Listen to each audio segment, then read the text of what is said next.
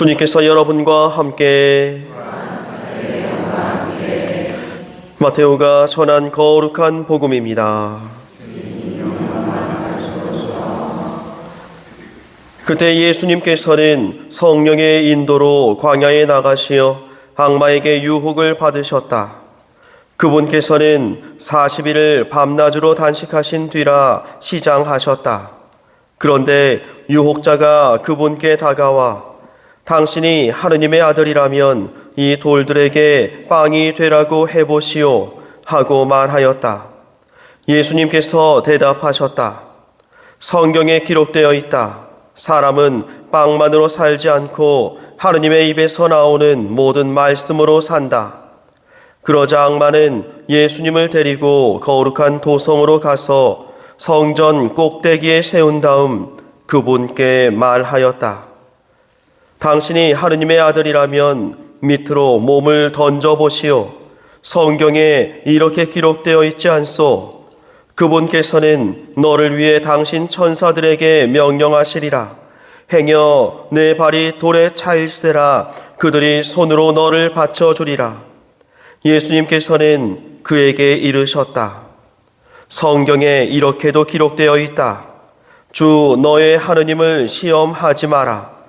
악마는 다시 그분을 매우 높은 산으로 데리고 가서 세상의 모든 나라와 그 영광을 보여주며 당신이 땅에 엎드려 나에게 경배하면 저 모든 것을 당신에게 주겠소 하고 말하였다.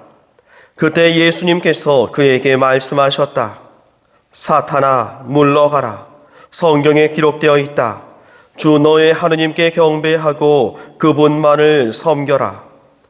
그러자 악마는 그분을 떠나가고 천사들이 다가와 그분의 시중을 들었다. 주님의 말씀입니다.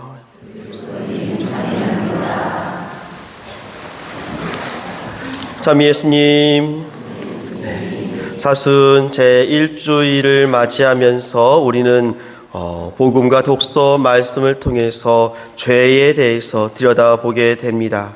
우리의 첫 범죄라고 부르는 원죄는 사실 우리가 보기에는 억울한 사건일 수도 있습니다. 아니, 그냥 한번 하느님께서 따먹지 말라는 열매를 따먹은 것, 그거 하나 가지고 왜 온 인류가 하느님께 버림을 받아야 하는가라고 하는 어떻게 보면은 불합리한 단죄처럼 느껴질 수 있습니다. 그런데 이 원죄라고 하는 것은 그렇게 간단한 이야기가 아닙니다. 왜냐하면 이 원죄를 통해서 세상에 처음으로 하느님께 반하는, 즉 죄가 들어왔기 때문입니다. 그래서 이 원죄는 첫 죄, 단순히 인류의 첫 죄를 이야기하기도 하지만 우리의 첫 죄도 해당이 됩니다. 우리가 언제 죄를 짓기 시작합니까? 내가 바라는 것을 얻으려 할 때, 근데 얻기 위해서 내가 나의 힘만으로는 할 수 없을 때, 혹은 다른 나쁜 행동을 통해 그 욕구를 이뤄야만 할 때, 그때 죄가 우리 삶 안에 들어옵니다. 처음에는 합리적인 것처럼 느껴집니다. 오늘 복음에서 예수님께서 처음 받으셨던 유혹은 우리가 지금 봐도 이 정도는 해도 되지 않나 싶은 그런 죄의 모습일 겁니다. 40일 동안 굶주린 사람이 이 돌을 빵으로 만들 수 있는 능력이 있는데 그 능력을 쓰지 않는 게 더 죄가 아닌가라는 합리적인 생각도 할 수 있을 겁니다. 그런데 예수님께서는 그렇게 하지 않으셨죠. 왜냐하면 하느님께서 우리에게 바라시는 것을 예수님의 능력으로 우리는 해석해야 되기 때문입니다. 즉 예수님께서는 수고로움 없이 얻는 것에 기대면 안 된다라고 하는 말씀을 이 장면을 통해 하시는 겁니다. 돌을 빵으로 만드는 게 무슨 죄가 되겠습니까? 하지만 빵 하나를 바라보십시오. 그 빵 하나를 만들기 위해서 농부가 씨를 뿌리고 거두고 수확하고 그리고 갈아서 빵을 만들어내는 그 모든 과정의 수고로움을 하느님의 예수님의 단 한마디로 그냥 이루어낸다면 그저 수고로움 없이 필요에 의해서 그것을 획득하는 것에 내가 젖어든다면, 우리가 현대에서는 이러한 모습들을 많이 볼 수 있습니다. 아무런 수고 없이 내가 부자가 될 수만 있다면, 주식과 도박과 혹은 여러 가지, 요즘은 비트코인이라든지 여러 가지의 모습으로 일확천금을 노리는 사람들이 많습니다. 나의 노력 없이 대가를 얻고 싶어하는 그 마음, 그 첫 마음이 바로 오늘 예수님께서 거부하신 이 돌을 빵으로 만들지 않겠다라고 하는 다짐으로 드러나는 것입니다. 현대 우리에게 있어서 수없이 많이 일어나는 마음들, 그리고 이것을 이뤄낸 사람들에 대한 질투 혹은 선망, 이런 마음들이 우리의 마음을 하느님으로부터 멀어지게 한다는 것입니다. 오늘 이 말씀 안에서 우리는 우리 마음속에 일어나는 많은 죄들, 첫 범죄라고 하는 것이 내가 스스로의 힘으로 극복하기는 참 어렵겠다라는 생각이 들게 합니다.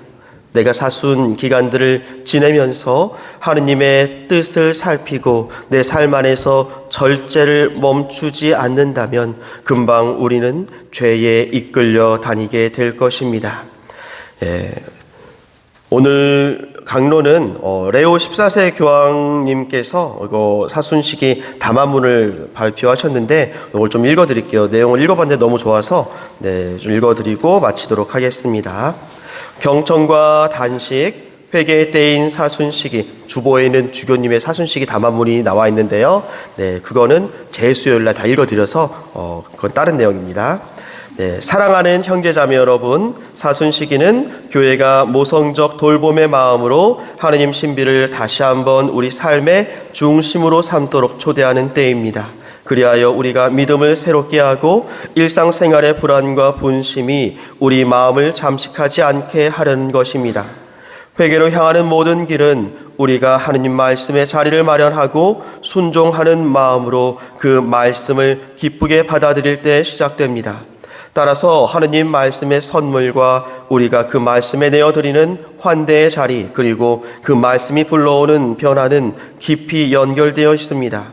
그러하기에 사순여정은 주님의 음성에 귀 기울이고 그리스도를 따르겠다는 다짐을 새롭게 하며 그분의 순환과 죽음과 부활의 신비가 완성될 장소인 예루살렘으로 오르는 길을 그분과 함께 걸어가는 기쁜 때입니다. 경청.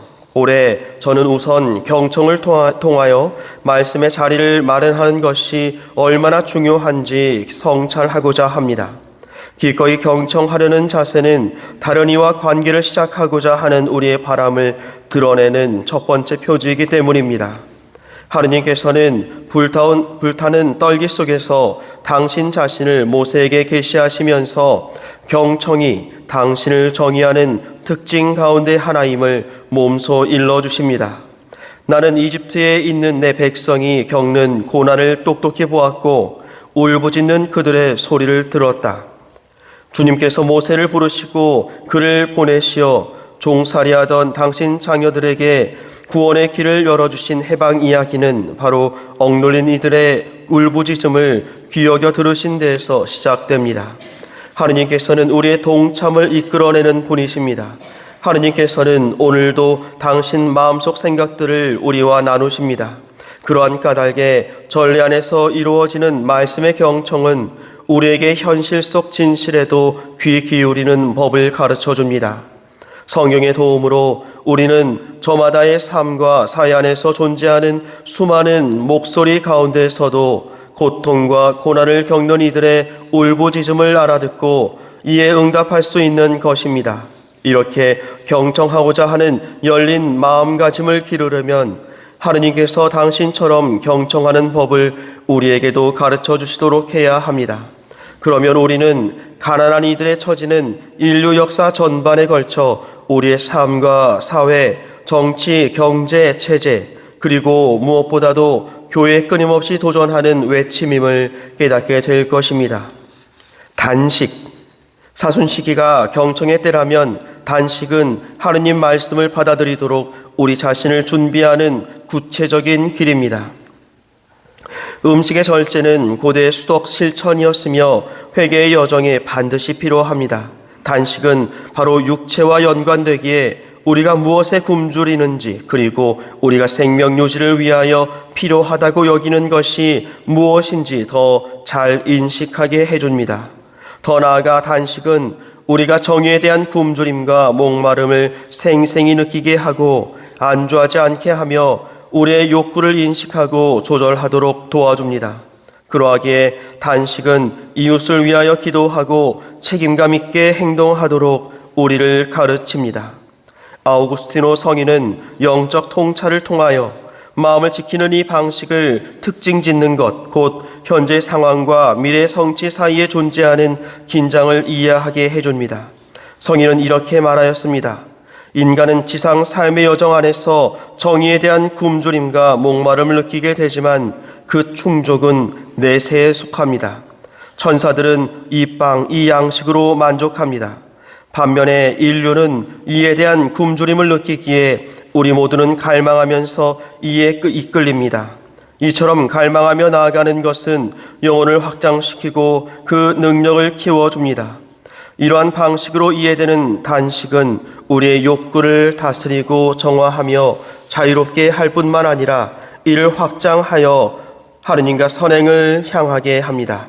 그러나 복음의 진리에 따라 단식을 실천하고 단식이 자만심으로 이어지는 유혹에 빠지지 않으려면 이를 믿음과 겸손 안에서 실천해야 합니다. 단식은 주님과 이루는 친교의 뿌리를 두어야 합니다. 하느님의 말씀으로 자기 자신을 살찌우지 못하는 이들은 올바르게 단식하지 않는 것이기 때문입니다. 단식은 은총에 힘입어 죄와 악에서 돌아서겠다는 우리의 내적 다짐의 가시적 표지로서 더 검소한 생활을 하도록 도와주는 또 다른 형태의 자기 절제를 수반해야 합니다. 절제만이 그리스도인의 삶을 강하고 참되게 만들기 때문입니다. 저는 이러한 점에서 더욱 구체적이면서도 종종 간과되곤 하는 절제의 한 형태를 여러분에게 제안합니다. 곧 우리 이웃을 불쾌하게 하고 상처 주는 말을 삼가는 것입니다.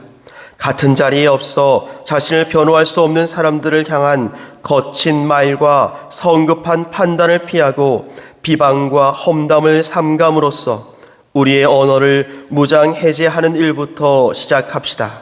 우리 가정에서, 친구들 사이에서, 일터에서, 소셜미디어에서, 정치적 담론에서, 매체와 그리스도교 공동체 안에서 우리의 말을 헤아려 보고 친절과 존중을 기르도록 노력합시다. 이렇게 함으로써 증오의 말들은 희망과 평화의 말들로 대체될 것입니다. 함께, 마지막으로 사순시기는 말씀 경청과 단식의 공동체적 측면을 강조합니다.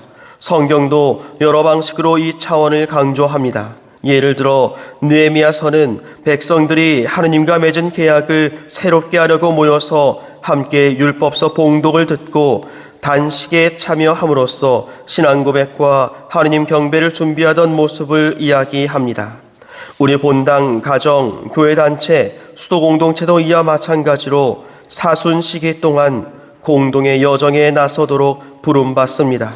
이 공동 여정에서는 하느님 말씀에 귀 기울이고 가난한 이들과 땅의 부르짖음에 귀 기울이는 것이 우리 공동체 삶의 일부가 되고 단식이 진실한 참회의 바탕이 됩니다. 이러한 맥락에서 회개는 개인의 양심만이 아니라 우리의 관계와 대화의 질에 관한 것이기도 합니다.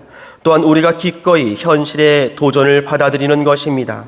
그리고 회개는 우리 교회 공동체들 안에서뿐만 아니라 정의와 화해에 대한 인류의 목마름과 관련해서도 무엇이 참으로 우리의 갈망을 이끄는지 깨닫는 것입니다. 사랑하는 번 여러분, 우리가 하느님께 그리고 우리 가운데 가장 작은 이들에게 더욱 귀 기울이게 해주는 사순시기의 은총을 청합시다. 우리의 언어 사용도 아우르는 그러한 단식의 힘을 청합시다. 그리하여 상처 주는 말이 줄어들고 다른 이들의 목소리가 잘 들리는 더 넓은 자리를 만들어 나갑시다. 우리 공동체들이 고통받는 이들의 부르짖음을 기꺼이 받아들이는 자리가 되고 경청을 통하여 해방의 길들이 열리는 자리가 되도록 노력합시다. 그리하여 우리 모두 준비된 마음과 열정으로 사랑의 문명을 건설하는 데 이바지합시다. 여러분 모두와 여러분의 사순 여정에 진심으로 저의 교황 강복을 보냅니다. 바티칸에서 레오 14세 교황. 잠시 묵상하겠습니다.